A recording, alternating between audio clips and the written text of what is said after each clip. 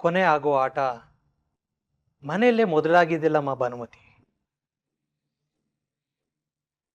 ಎಚ್ಚರಿಕೆ ಕೊಟ್ಟಿದ್ದಾಯ್ತು, ಭವಿಷ್ಯ ಹೇಳಿದ್ದಾಯ್ತು. ಆತಂಕ ಯಾವುದರಿಂದ, ಯಾರಿಂದ, ಹೇಗೆ ಅಂತೆಲ್ಲ ಹೇಳಿದ್ರು ಅದು ಯಾವುದೂ ಪ್ರಯೋಜನಕ್ಕೆ ಬರಲಿಲ್ಲ. ಇಲ್ಲ ಗುರುಜಿ, ಅದು ನಮ್ಮ ವಿಜಯ ತೊಂದರೆ ಆ ಕಡೆಯಿಂದನೇ ಬರ್ತಿದೆ ಅನ್ನೋ ಸುಳಿವು ನಿಮಗಿತ್ತಲ್ವಾ? ಇಲ್ಲ ಗುರುಜಿ, ನಾವು ತಡೆಯೋ ಪ್ರಯತ್ನ ಎಲ್ಲ ಮಾಡಿದ್ವಿ. ಆದ್ರೂ ಆಕೆ ತಡೆಗೋಡೆ ದಾಟಿ ಬಂದಿದ್ದಾಳೆ. ಹಾ, ನಾನು ಹೇಳಿದ ಜಾತಕದವಳ ಜೊತೆ ಅದ್ದೂರಿ ಮದುವೆ ಬೇಕಾಗಿರ್ಲಿಲ್ಲ. ಕೇವಲ 3 ಗಂಟೆ ನಿಮ್ಮ ಮಗ ಬಿಗಿದಿದ್ರು ಈ ಹೆಣ್ಣು ನಿಮ್ಮ ಮನೆ ಹೊಸಲು ದಾಟಿ ಒಳಗೆ ಬರ್ತಾ ಇರ್ಲಿಲ್ಲ. ಅಯ್ಯೋ ಗುರುಜಿ, ಅವಳು ಪ್ರೆಸ್ಸು ನಡಕತ್ತರಿನಲ್ಲಿ ನಮ್ಮ ಕುಟುಂಬನ ಮತ್ತು ನನ್ನ ತಂಗಿಯಮ್ಮನ ಪ್ರೆಸ್ ಮಾಡಿಟ್ಕೊಂಡು ಈ ಮನೆಗೆ ಬಂದು ಫಿಕ್ಸ್ ಆಗ್ಬಿಟ್ಲು. ವಿಜಯ್ಗೆ ಬೇರೆ ಮದ್ವೆ ಮಾಡಿಸೋದಕ್ಕೆ ಎಲ್ಲ ಪ್ರಯತ್ನಗಳನ್ನು ಮಾಡ್ತಾ ಹೋದೆ. ಅದರಲ್ಲೂ ಅಡ್ಡಿಗಳು ಬರ್ತಾನೆ ಹೋದ್ವು. ಈಗೇನ್ ಮಾಡಬಹುದು ಅದನ್ನ ಹೇಳಿ ಗುರುಜಿ. ಮಾಡಬೇಕಾದ್ದನ್ನು ಮಾಡದೆ ಹೋದಾಗ ಮುಂದೆ ಏನು ಮಾಡ್ಬೇಕನ್ನೋದನ್ನ ಹೇಗೆ ಹೇಳಿ? ಅವಳು ಬರಬಾರ್ದಾಗಿತ್ತು. ಬಂದಾದ್ಮೇಲೆ ಆಗಬೇಕಾಗಿರೋ ಪರಿಣಾಮ ಹಾಗೇ ಆಗುತ್ತೆ. ಗುರುಜಿ, ಇದನ್ನ ನಾನು ಈಗಾಗಲೇ ಹೇಳಿದ್ದೀನಲ್ಲ. ಇದಕ್ಕೆ ಸಂಬಂಧಪಟ್ಟ ಸಂಕೇತಗಳು ನೀವು ಕಂಡಿದ್ದೀರಲ್ಲ.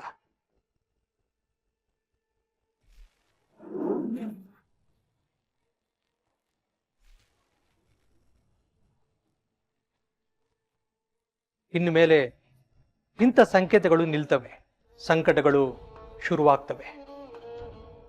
ನಿಮ್ಮ ಬದುಕಲ್ಲಿ ಏಳೋ ಬಿರುಗಾಳಿನ ನೀವು ನೋಡ್ಬೋದು ಭಾನುಮತಿಯವರೇ. ಗುರುಜಿ, ನಾನು ಹೀಗೆ ಮಾತಾಡ್ತಾ ಇದ್ದೀನಿ ಅಂತ ಬೇಜಾರು ಮಾಡ್ಕೊಳ್ಬೇಡಿ, ತಪ್ಪು ತಿಳ್ಕೊಳ್ಬೇಡಿ.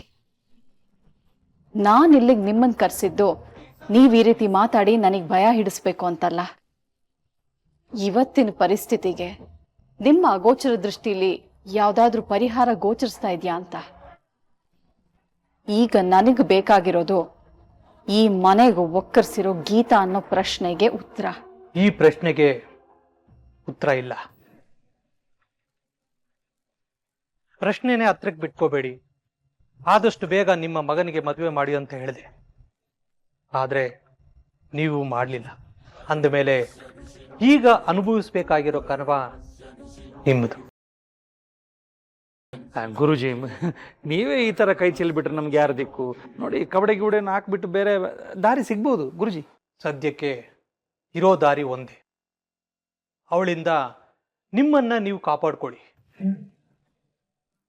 ಸಂಹಾರ ಮಾಡಕ್ ಬರ್ತಿರೋ ಸುಂಟ್ರಗಾಳಿ ಆದ್ರೂ ಕೈ ಜೋಡಿಸಿ ಶರಣು ಅಂತ ಕೂತ್ಕೋಬೇಕು. ಇಲ್ಲ ಅದರ ಜಾಗದಿಂದ ನೀವು ಜಾಗನ ಖಾಲಿ ಮಾಡಬೇಕು.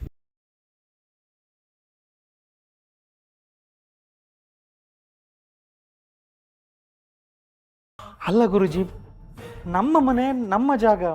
ಸುಂಟ್ರಗಾಳಿಗೆ ಯಾವುದು ಮನೆ, ಯಾವುದು ಜಾಗ? ಅದು ಬಂದ ಕಡೆ ಇದ್ದ ಮನೆಗೆ ಉಳಿಗಾಲ ಇಲ್ಲ. ಈಗ ನನ್ನಿಂದ ಇಷ್ಟೇ ಹೇಳಕ್ ಸಾಧ್ಯ.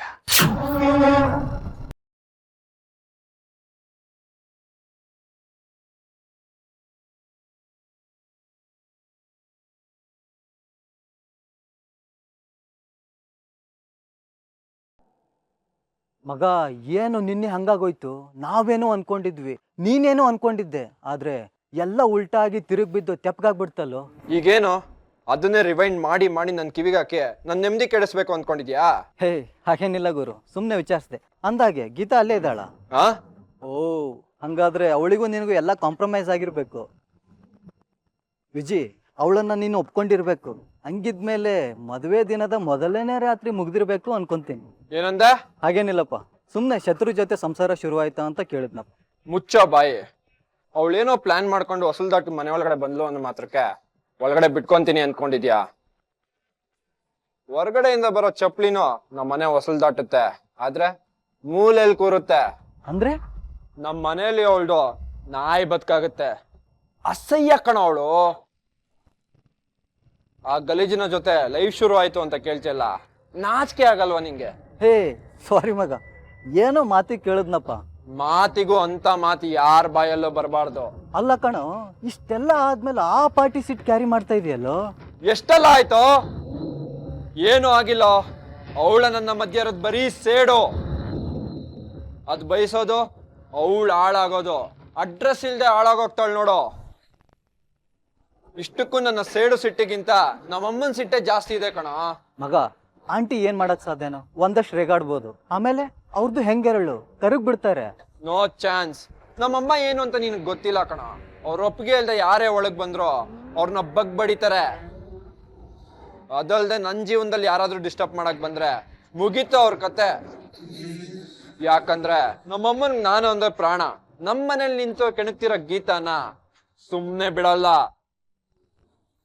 ಗೀತನ್ ಕತೆ ನಮ್ಮ ಅಮ್ಮನ ಕಡೆಯಿಂದನೇ ಕೊನೆ ಆಗುತ್ತೆ, ಇದಂತೂ ಗ್ಯಾರಂಟಿ.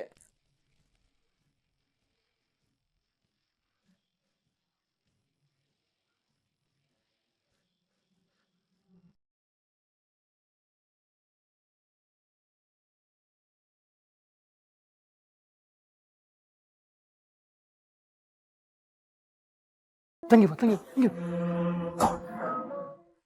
ಸೀಮೆ ದಾಟಿ ಬಂದವಳು ನಿನ್ನ ಸೀರೆ ಉಟ್ಕೊಂಡು ಮೆರೆದಾಡ್ತಿರೋದು ನೋಡು ನೋಡು ನೋಡು. ಐ ನಿಂತ್ಕೊಳೆ.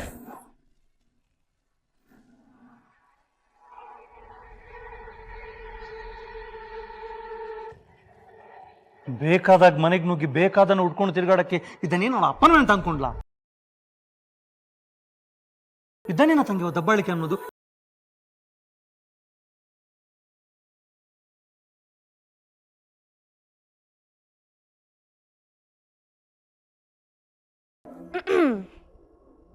Good morning Vijay. ಆಗ್ಲೇ ಫೋನಲ್ಲಿ ಬ್ಯುಸಿ ಇದ್ದೆ, ನಿನ್ನ ಹತ್ರ ಮಾತಾಡಕ್ಕಾಗಿಲ್ಲ. ಮಾತಾಡೋದ್ ಬೇಕಾಗಿಲ್ಲ. ಯಾಕೆ? ಇಷ್ಟಕ್ಕೂ ನನ್ನ ಮುಖ ನೋಡಿದ ತಕ್ಷಣ ಮುಖ ಯಾಕೆ ಗಂಡ್ ಮಾಡ್ಕೊಂತೀಯಾ? ಆ ಕಡೆ ಮುಖ ತಿರುಗಿಸ್ತಿಯಲ್ಲ, ನನ್ನ ಮುಖ ನೋಡಕ್ ಅಷ್ಟೊಂದು ಭಯನಾ? ಏಯ್, ನನಗೇನಕ್ಕೆ ಹೆದರ್ಕೆ? ಇಷ್ಟಕ್ಕೂ ನಿನಗೆ ನನ್ನ ಹತ್ರ ಏನ್ ಕೆಲ್ಸ? ಮಾತಾಡ್ಸಿ ರೊಚ್ಚುಗೆ ಬಿಡಿಸಿ ನನ್ನ ಹತ್ರ ಉಗಿಸ್ಕೊಳಕ್ ಆಸೆನಾ? ಇಲ್ಲ ಅಪ್ಪ. ಮತ್ತೇನಕ್ ಮಾತಾಡ್ಸಿದ್ಯಾ? ಉತ್ತರ ಕೊಡ್ಬೇಕಲ್ವಾ? ರಾತ್ರಿ ನೀನ್ ಕುಡ್ದು ಬಂದು ಏನೇನೋ ಒದ್ರುದೆ. ಆಗ ನಾನು ನಿಂಗೆ ಉತ್ತರ ಕೊಟ್ಟಿದ್ದಿದ್ರೆ ನಿನ್ ತಲೆಗೆಲ್ಲೇ ಇರ್ತಿತ್ತು? ಅದಕ್ಕೆ ಈಗ ಉತ್ತರ ಕೊಡಕ್ ಬಂದಿದ್ದೀನಿ. ಕೊಡ್ಬೇಕಾಗಿರೋದನ್ನ ಬಾಕಿ ಉಳ್ಸ್ಕೊಳ್ಳೋ ಅಭ್ಯಾಸ ನನಗಿಲ್ಲ. ಕೊಡದೆ ಇದ್ರೆ ಯಾವ್ದೇ ವ್ಯವಹಾರ ಚುಕ್ತ ಆಗಲ್ಲ. ಏಯ್,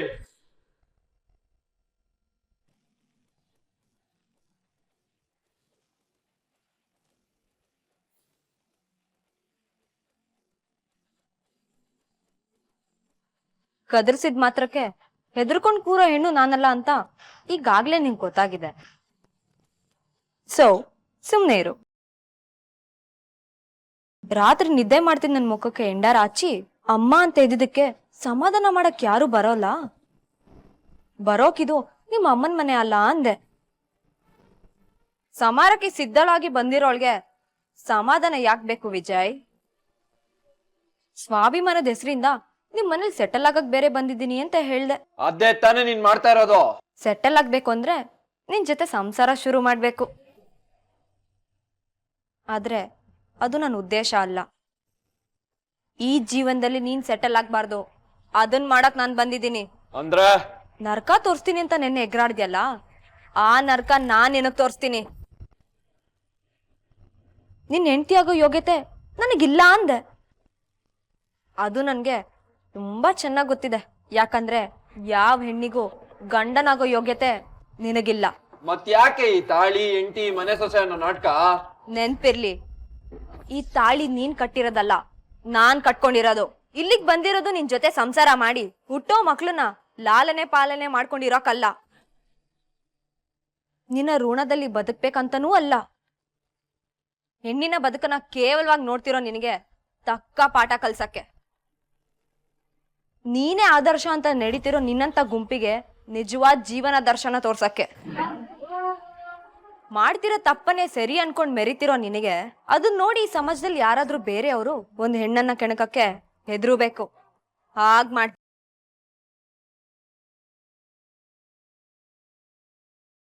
ಕನ್ಸ್ಕೊಂತ ಇದ್ಯಾ? ಖಡಕ್ಕಾಗಿ ಹೇಳ್ತಾ ಇದ್ದೀನಿ. ಅಯ್ಯೋ ನನ್ನಿಂದ ತಪ್ಪಾಯ್ತು, ನಿನ್ನ ತಡವಿಕೊಂಡು ತಪ್ಪು ಮಾಡ್ಬಿಟ್ಟೆ, ಒದ್ದಾಡ್ತಾ ಇದ್ದೀನಿ, ನನ್ನ ಕ್ಷಮಿಸು ಅಂತ ಎಲ್ರೂ ಮುಂದೆ ನಿನ್ನನ್ನ ನೀನು ಬದಲಾಯಿಸ್ಕೊಂಡು ನನ್ ಕಾಲಿಗೆ ಬೀಳ್ಬೇಕು.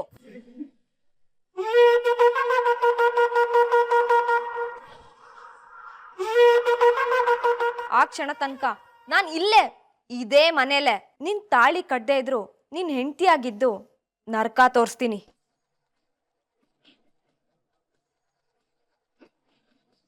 ಆಯ್ತಾ ಮರಿ?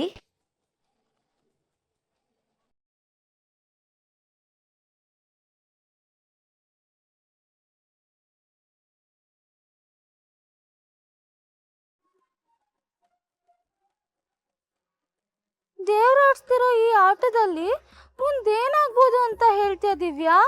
ದೇವ್ರಾಡಿಸ್ತಿರೋ ಆಟನ ಅಥವಾ ಗೀತೆ ನಡೆಸ್ತಿರೋ ಆಟನ ಮೊದಲು ಡಿಸೈಡ್ ಆಗ್ಬೇಕು. ಇದು ನಡೆಸ್ತಿರೋ ಆಟ ಅಲ್ಲ, ನಡೀತಿರೋ ಜೀವನ ಅನ್ನೋದನ್ನ ಮೊದ್ಲು ಅರ್ಥ ಮಾಡ್ಕೊಳ್ರೆ. ಆದ್ರೆ ನನ್ಗೆ ಅವಳ ಮುಂದಿನ ಜೀವನ ಕಾಣಿಸ್ತಿರೋದು ಮಹಾಯುದ್ಧ. ಆ ಯುದ್ಧದಲ್ಲಿ ಗೀತನ್ ಪರವಾಗಿ ಹೋರಾಡ್ಬೇಕಾಗಿರೋದು ಗೀತಾ ಒಬ್ಳೆ. ಒಬ್ಳೆ ಆದ್ರೂ ವಿಜಯ್ ಮನೆಗೆ ಹೋಗಿ ಧೈರ್ಯವಾಗಿ ಸೇರಿದ್ಲು ತಾನೆ. ಅದ್ರಿಂದ ಮಂತ್ರಿ ಮನೆ ಸೊಸೆ ಅಂತ ಅನ್ನಿಸ್ಕೊಂಡಿದ್ದಾಳೆ ತಾನೆ. ಅಂದ್ಮೇಲೆ ಗೀತಾ ಯುದ್ಧ ಗೆದ್ದಂಗೆ ಅಂತ ನೀನ್ ಅನ್ಕೊಬಹುದು ಶರಣ್ಯ. ಆದ್ರೆ ವಿಜಯ್ ಮತ್ತೆ ಅವ್ರ ಮನೆ ಕಡೆಯವರು ಅಷ್ಟು ಬೇಗ ಸೋಲೊಪ್ಕೊಂತಾರೆ ಅಂತ್ಯಾ? ಅಷ್ಟು ಜನರ ಮಧ್ಯೆ ಈಗ ಮಧ್ಯೆ ಸಿಕ್ಕಾಕೊಂಡಿರೋದು ಗೀತಾ. ಅವರು ಯಾವಾಗ ಏನ್ ಬೇಕಾದ್ರೂ ಮಾಡ್ಬೋದು. ಹಾಗಾದ್ರೆ ಅವಳ ಸ್ಥಿತಿ ಏನನ್ನೋದು ಅವಳು ಕಾಲೇಜ್ ಬಂದ್ಮೇಲೆ ಗೊತ್ತಾಗುತ್ತೆ. ವಿಜಯನ ಹೆಂಡತಿ ಆದ್ಮೇಲೆ ಅವಳು ಕಾಲೇಜ್ ಬರ್ತಾಳೆ ಅಂತೀಯಾ? ಯಾಕೆ ಬರಲ್ಲ? ಅವಳ ಜೀವನದಲ್ಲಿ ಅವಳಿಗೆ ಎಲ್ಲಕ್ಕಿಂತ ಮುಖ್ಯವಾಗಿದ್ದು ಓದು. ಅದನ್ನ ಅವಳು ಅರ್ಧಕ್ಕೆ ಬಿಡಲ್ಲ. ಹಾಗಾದ್ರೆ ಗಂಡ ಹೆಂಡತಿ ಇಬ್ರು ಕಾಲೇಜಿಗೆ ಬರ್ತಾರೆ ಅಂತ್ಯಾ? ಇವತ್ತು ಹೇಗಿದ್ರು ಕಾಲೇಜಿಗೆ ರಜಾ ಇದೆ, ನಾಳೆ ಏನಾಗುತ್ತೆ ಅನ್ನೋದು ಗೊತ್ತಾಗುತ್ತೆ. ನನ್ಗೇನು ಗೀತಾ ಕಾಲೇಜ್ ಬರಲ್ಲ ಅನ್ಸುತ್ತೆ ಕಣ. ಇವತ್ತು ಅವ್ರ ಮನೇಲಿ ಖಂಡಿತ ರಂಪರಾಮಾಯಣ ಆಗುತ್ತೆ ಕಣ. ನೋಡ್ತಾ ಇರು, ನಾಳೆ ನಮ್ ಕಣ್ಮುಂದೆ ಕಾಣಿಸೋದು ಬೇರೆದೇ ಕತೆ ಕಣ.